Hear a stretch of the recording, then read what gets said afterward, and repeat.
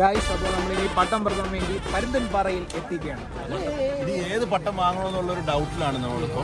ഇതെത്ര രൂപയാ? 100 രൂപ. രണ്ടെണ്ണം വാങ്ങിച്ചു നോക്ക്. അപ്പം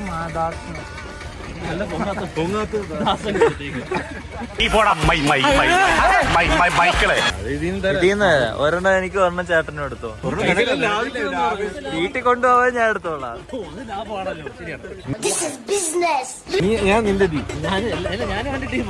എല്ലാവർക്കും എന്നെ മതി. അപ്പൊ നിങ്ങൾ ഞാൻ ഉണ്ട് നിങ്ങളോട്. ആരാണ് ഇത് ആദ്യം പറത്തണ? ഇത് എങ്ങനെയാണ് പറത്തണ?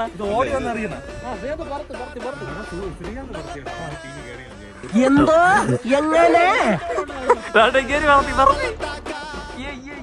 ഒറ്റയ്ക്ക് വഴിവെട്ടി വന്നവനാണ് ഞാൻ.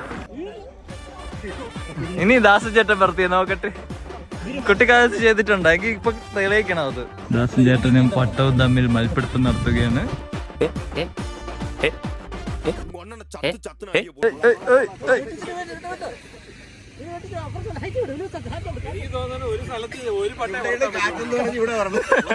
ഒരു പട്ടേ പറത്താൻ പറ്റുള്ളൂ.